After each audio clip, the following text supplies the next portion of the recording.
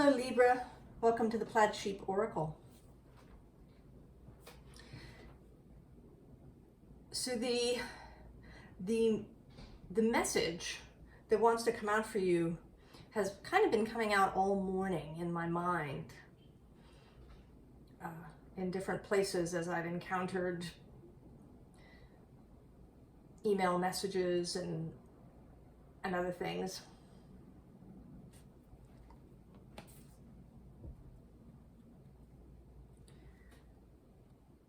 We start with this rasa. Explore, alchemize. And this does have a sense of something, right? Like something coming forward out of this flame.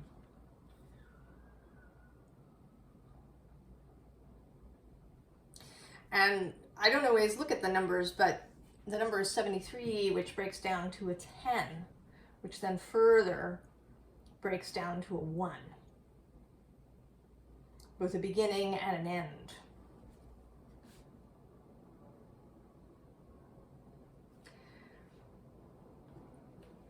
And this is not so much alchemy of opposites as it is alchemy of old and new.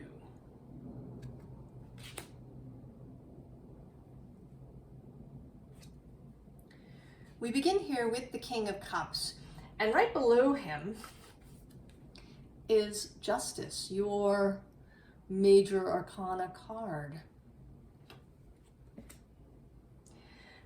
And today he's coming out less as emotional maturity and more as emotional weight. That you've been limiting yourself because of this emotional weight, and that it's about loyalty to the past.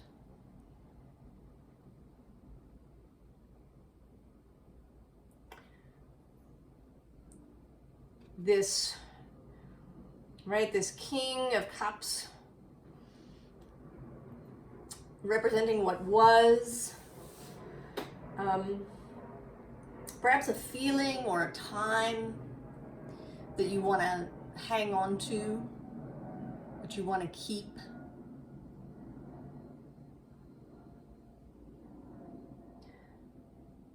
Or just a feeling, you know, a feeling of loyalty, and you might not even know you have it. You might not even know that you're sticking to things because of this feeling of loyalty. Like you made a commitment at some point in the past and you have to keep it. Kind of come what may. And at the bottom of the deck is the Devil. And here, standing in, you know, both for these energies of self-imprisonment, but also tradition. He represents Capricorn, traditionally.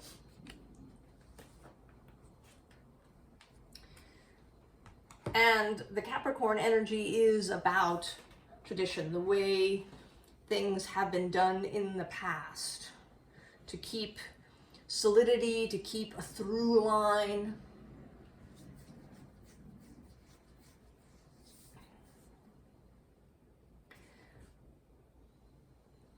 And there is a usefulness to that.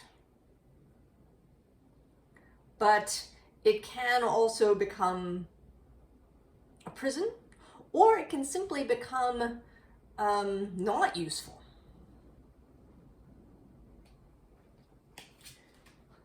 So now we have Judgment Gabriel blowing his horn.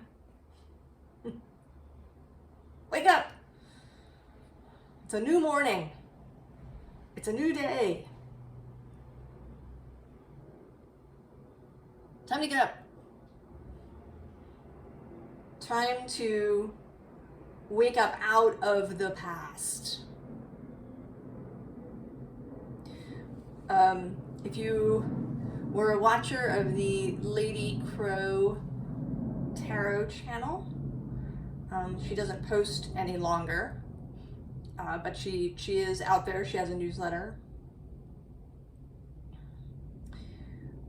She used to talk about the Judgment card as looking at the past with pleasure, right? Being able to look at the past,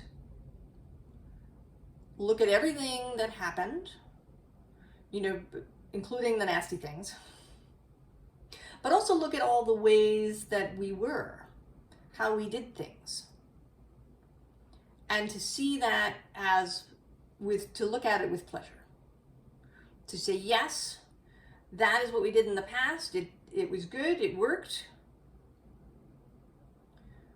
and now I can put that to rest and begin anew. And so we have the Ace of Pentacles, the Three of Pentacles, and the Page of Pentacles all in a row. The new thing arriving, working with the new thing, creating the new thing, not just with yourself, but with other people. And there is definitely a sense here of other people, of community, of in-group. And then the Page of Pentacles, which is showing up both as a student energy of you learning to do things in a new way, as well as then sharing that, presenting this pentacle, saying, look, I had this idea, I had this thing, what do you think? Now, one of the things that occurred this morning was that I was reading about someone who referred to herself as a keeper of the old ways. And I absolutely get that. I absolutely do. That we don't want to, you know, just move forward and forget. There's actually a different quote by Sabine Baring Gould about how when we make a new discovery, we feel like we have to bang the door shut on everything that came before. And you see this sometimes in medicine, right? A new medication appears and suddenly everybody stopped using the old one. Even though the old one may have had some real benefit and worked, you know, really worked well for these people. These people over here don't need a new thing. But we slam the door on the past. And that is sort of one extreme end, where we see the future only and progress only. I totally get that, right? That we want to keep some of this information and knowledge alive. But at the same time, we can't really move forward entirely with the old ways, because it's just, we're different. Society is different.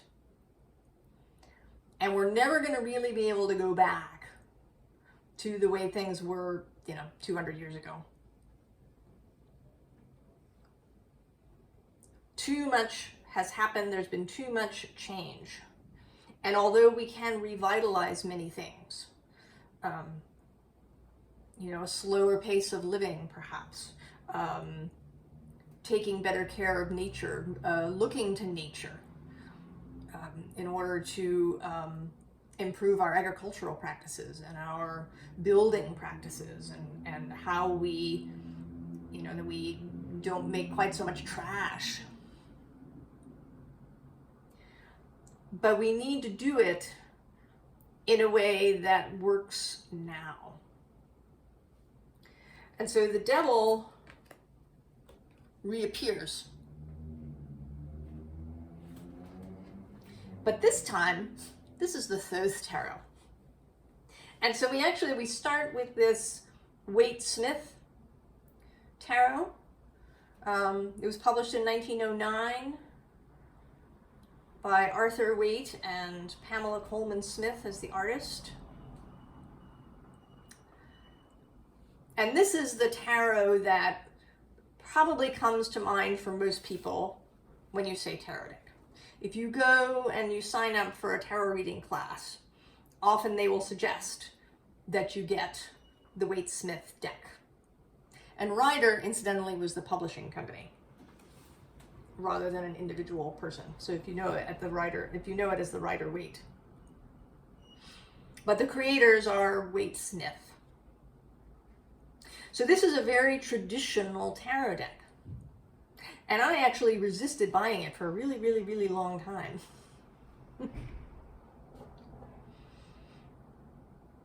And then when I got it, it was wonderful and you know, very, very useful. But I also don't read in the traditional way. I hardly ever, you know, use a traditional spread or read in a traditional way. But this is a traditional tarot deck. Kind of what began the tarot renaissance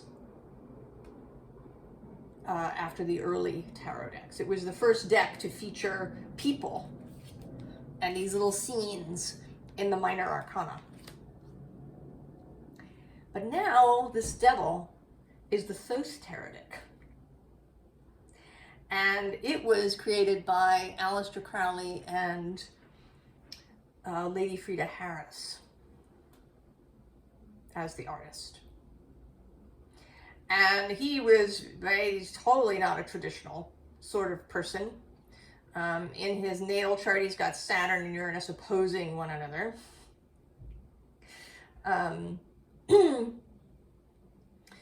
The imagery is not related really to much of the Waite Smith at all, in many ways.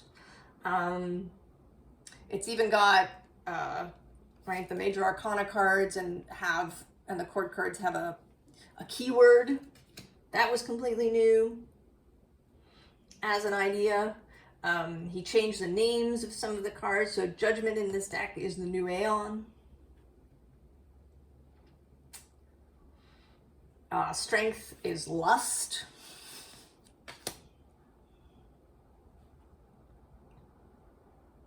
So this devil is coming out as the great adversary,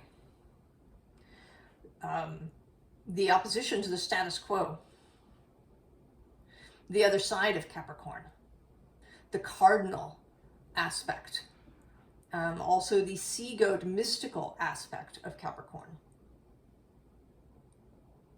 And currently, astrologically, Pluto is back in Capricorn. He's spending a little time there this year. He's going to spend a little bit of time next year before he leaves fully.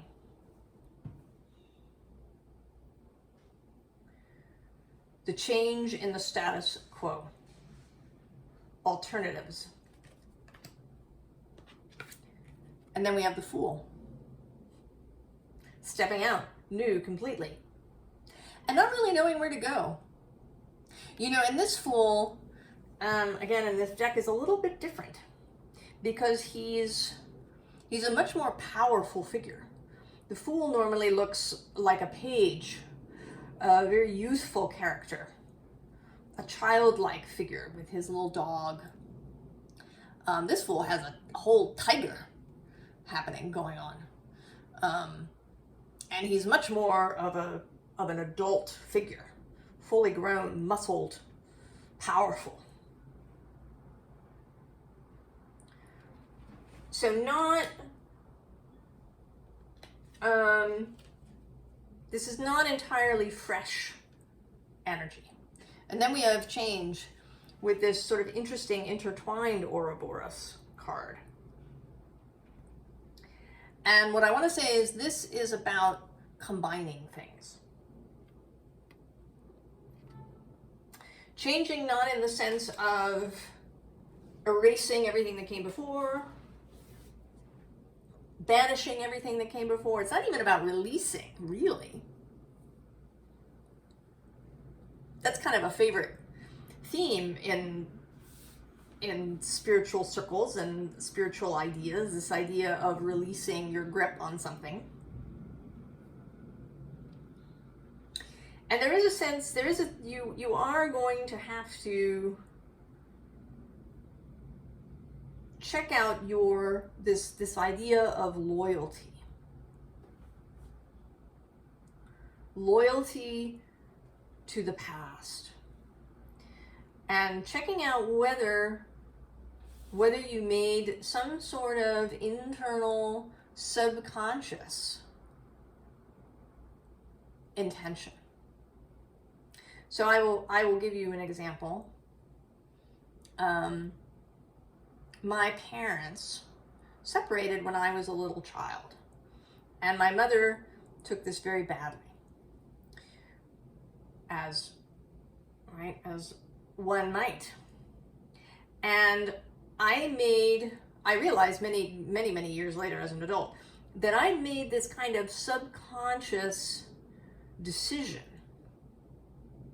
to make sure that I was never any trouble, because she had enough trouble. And this manifested in all kinds of ways through my life. So this was this agreement. And it was based on many other things. I kind of didn't come to it out of the blue, but you might have made a subconscious decision that you would, follow your parents' path as a career. Or that you would, uphold various family traditions. Or various communal traditions. Maybe you've been voting in a particular way because of this loyalty. Maybe your career path has been in this way, or what you are studying in school. There is some way that you have linked yourself, chained yourself perhaps, to the past and to maintaining these traditions and ways of doing things. So now we have lust.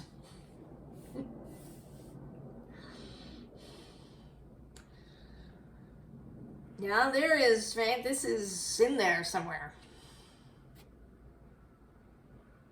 And just this word, right, lust. It's kind of, right, it's a subversive word. It's associated with one of the 7 deadly sins. But Crowley and Frida didn't see it that way. Lust as a positive force, as a source of strength. What are you lusting after, Libra? Something wants to be heard. There is a factor in this Ace of Pentacles that is related to this lust, right? Because she's holding this, and it's as if she's underground,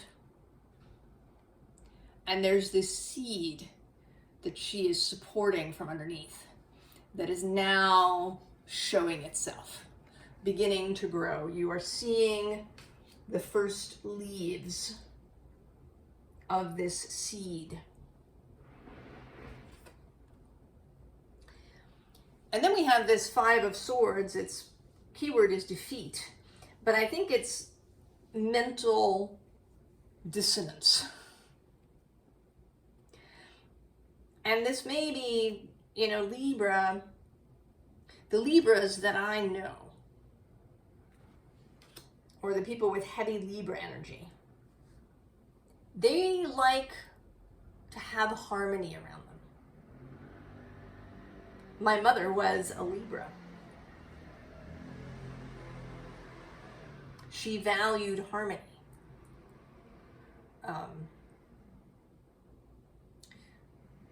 She didn't, this energy that doesn't, right? It doesn't want to be in an argument.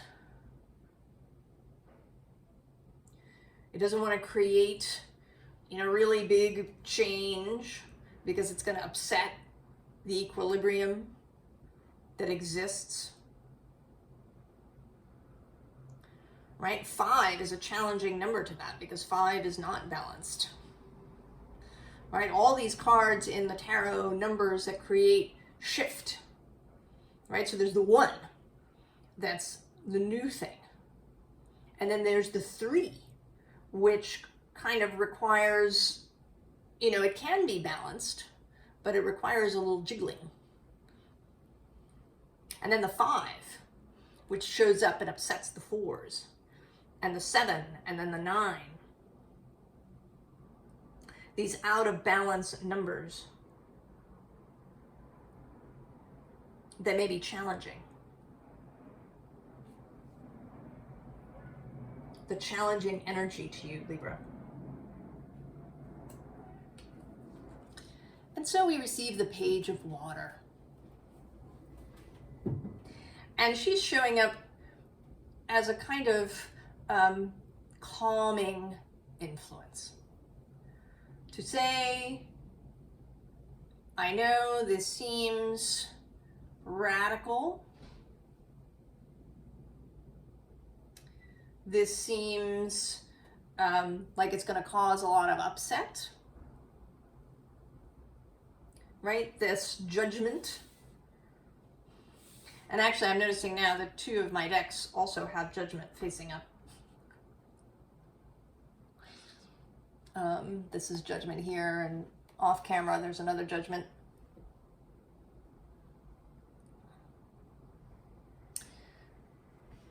So this is a softer energy. Wanting to say, it's okay. I know we started out with this major horn blowing and this big Ace of Pentacles thing and the Devil and all of this stuff that seems really major and possibly upsetting. But in fact, this can be a really playful process for you. How can you turn this into a playful process?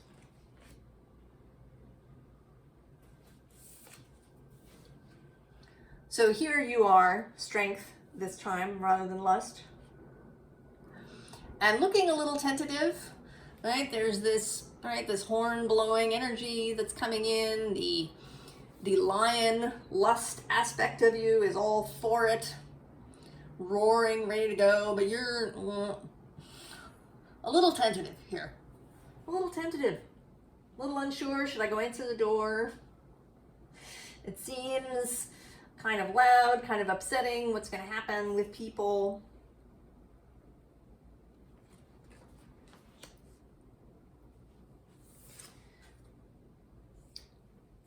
And so you get the Queen of Earth.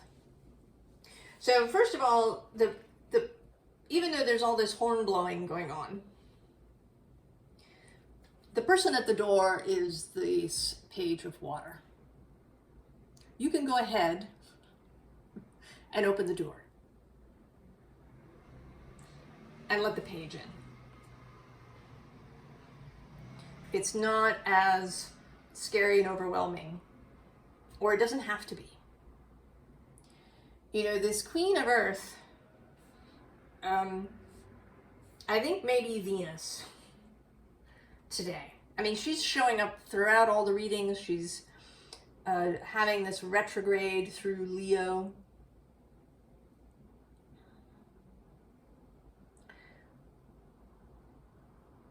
And she is going to actually make a sextile at some point to the South Node. And I think that may be part of why we're here. The South Node is passing through Libra. And when that happens, there can be a releasing of things. Or kind of, right, going through the Libra energies in your life and deciding what to keep and what to give away. Like going through your closet. What suits me in this closet? What do I really enjoy wearing? What looks good? What did I buy just because I thought I was supposed to, but I've never worn because when I put it on, I feel all weird?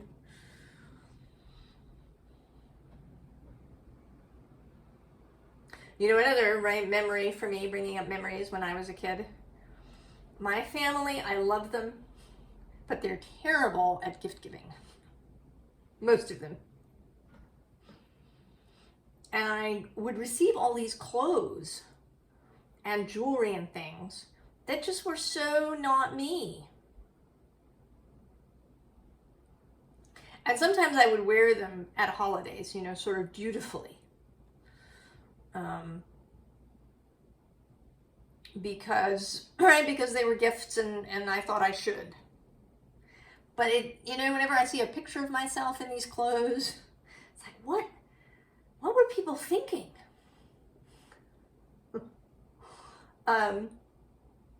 So we can do that. We can wear something in our life out of a sense of loyalty, out of a sense of gratitude, out of a sense that we're supposed to make people feel good, right? They took the time, they went, they bought this gift. You know, I don't want to make them feel bad that they just blew it entirely, right? It's a thought that counts. But that's actually not a good way to proceed. Because then you can get stuck in an energy that isn't yours. You can get stuck in this loyalty.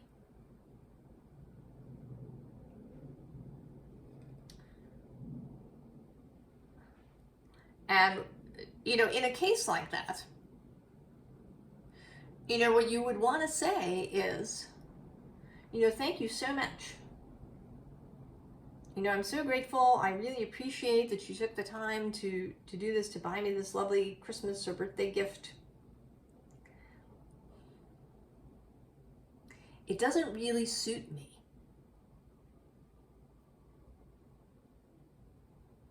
And because, you know, they want to get you something that you like and that suits you.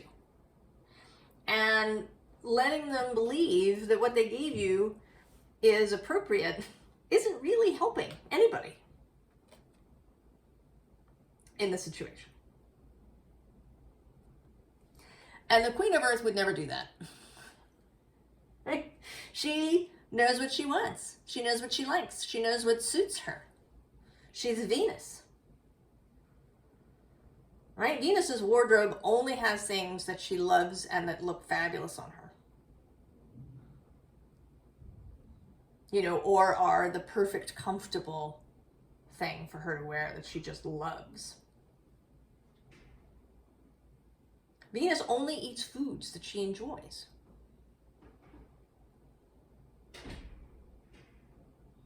She only, you know, has an occupation that is interesting and diverting and, you know, especially in Leo, that pleases her heart. That pleases this inner lion that we all have. This lust for life. Right? And so we get the Six of Fire. Moving on. Getting in your magic balloon and traveling to a different space. In terms of your passion and how you express yourself, and to a new level of success for you, and forever, what, you know, however that means to you.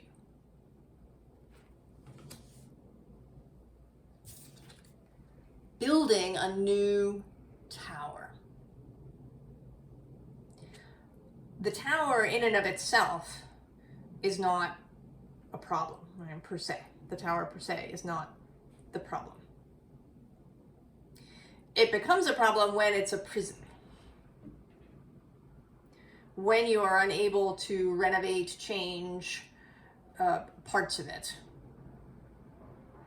out of this sense of tradition, this sense of loyalty to something in the past, this inability or dislike of creating upset and change in other people's lives.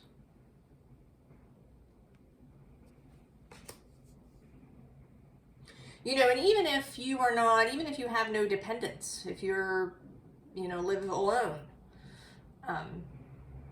you may still feel, right, Libra, feel interconnected to people. And really have a sense that if you change a bunch of things, that there's going to be this ripple effect that upsets people.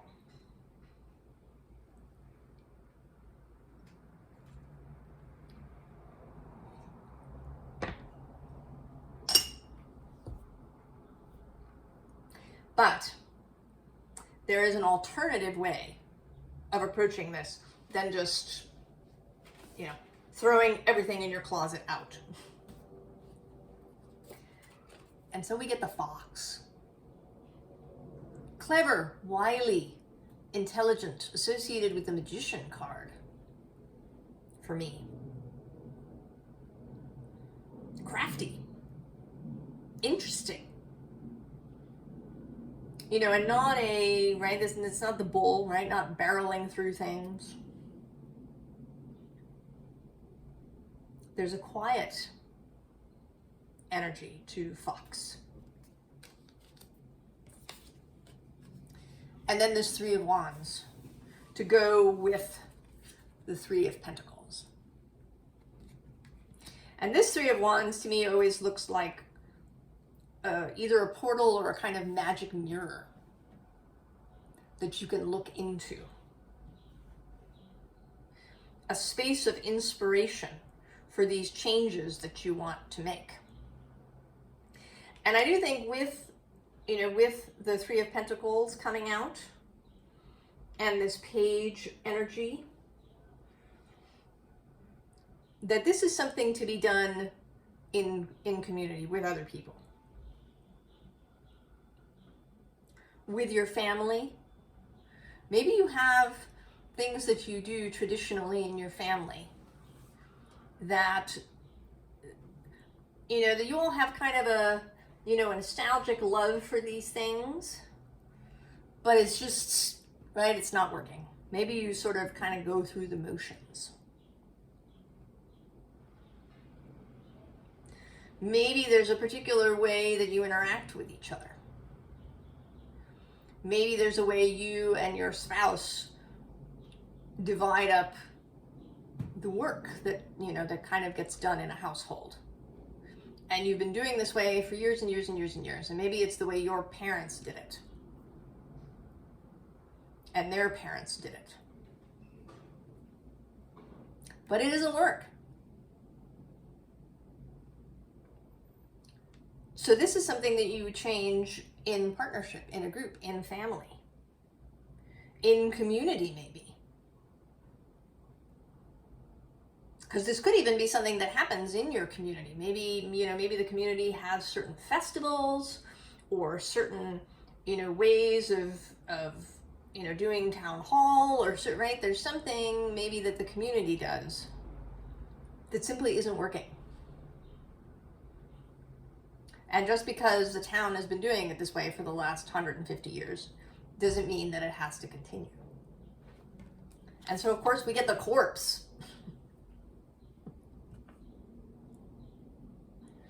And today this feels, with the Hermit coming immediately after, kind of like shutting all the lights and then turning them back on. But one at a time.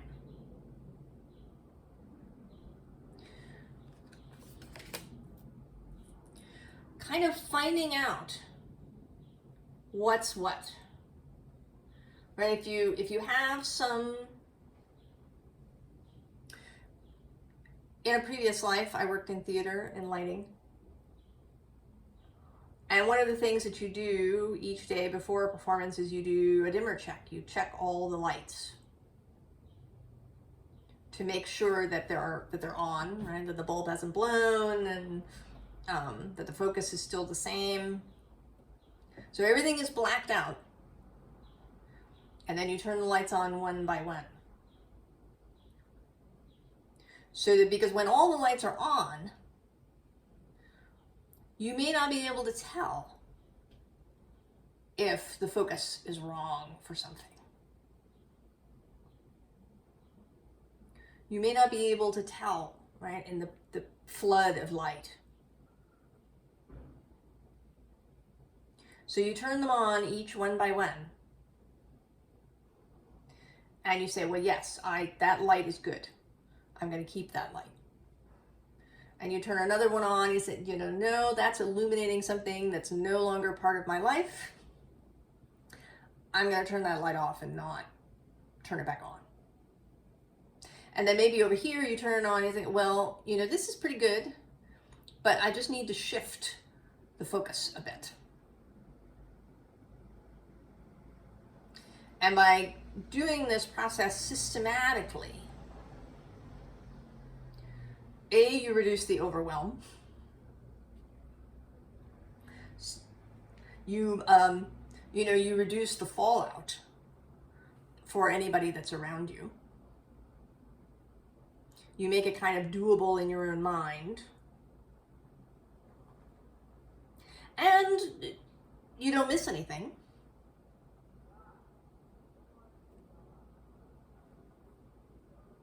So, a systematic approach to figuring out where you're keeping something that either needs to be given away or that needs to be altered.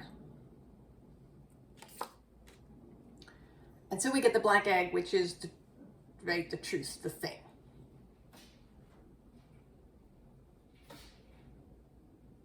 That's underneath. And this is an important aspect. When you run into something in this process that you're keeping, even though perhaps it doesn't suit you, you have to ask yourself why. What is this about?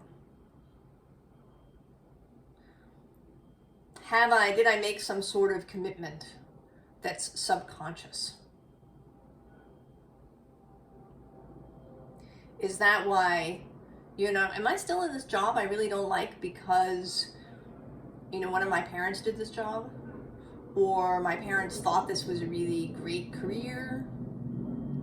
Or maybe it's a family tradition, right? You've had 3, 4, 5 generations of doctors or lawyers or firefighters or whatever it may be. Why am I here? What is this? What is the black egg, the truth lying at the center of this commitment?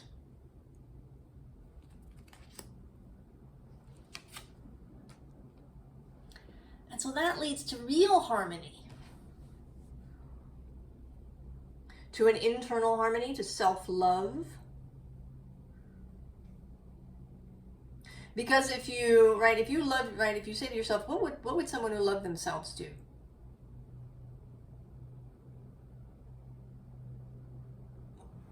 And it may help to think about if I was another person, what would I want for myself?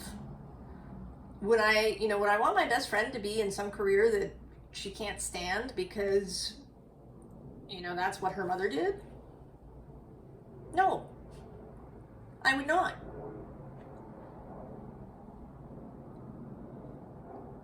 So loving yourself, being compassionate to yourself, but also creating a much more harmonious, genuinely harmonious atmosphere with other people. Because the only way that you have true harmony, real, genuine, sustainable, resilient, flexible harmony, is if you're truthful. Truthful with yourself and truthful with others, and if those other people are truthful with you, right? You don't want somebody accepting that, you know, sweater that you bought them that they think looks terrible, you would want to know, wouldn't you? If you gave somebody a gift they didn't like, you'd want to know so that you wouldn't do it again.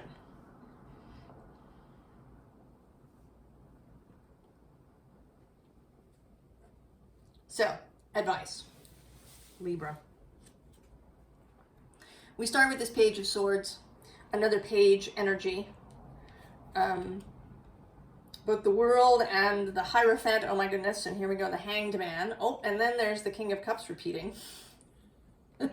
But this time a more countercultural, or at least a more non-traditional King of Cups.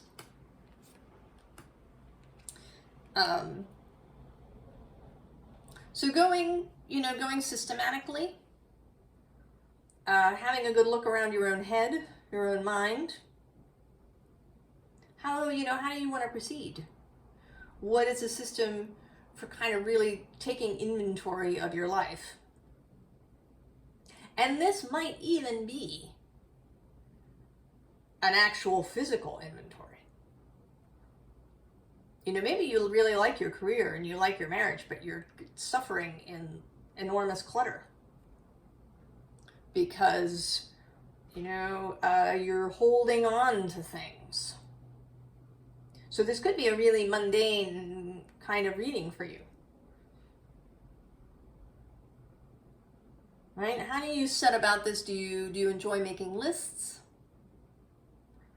Do you like to decide, when you wake up in the morning, what am I going to do today? Which area of my life or my house today? How do I like to do it? Allow incoming information, allow contributions from other people. You could ask your friends, do I wear clothes that you think don't suit me?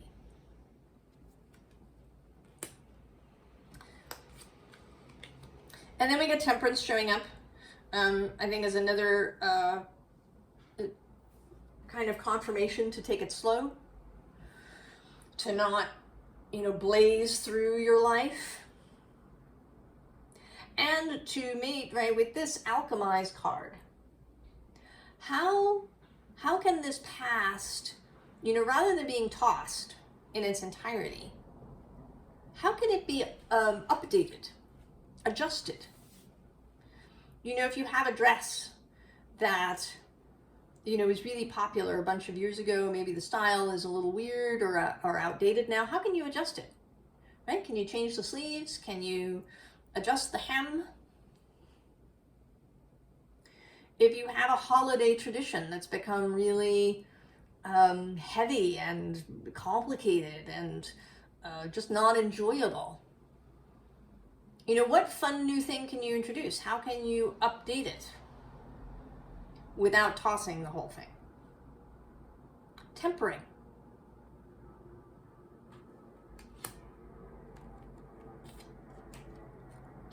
And then the Magician.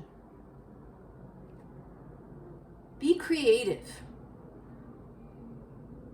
Think about this process as a kind of manifesting process. As a really creative process. And about how you can use all the elements. Earth, air, fire, and water. What is the alchemy? How can past and future, or past and present, come together into something really exciting and interesting?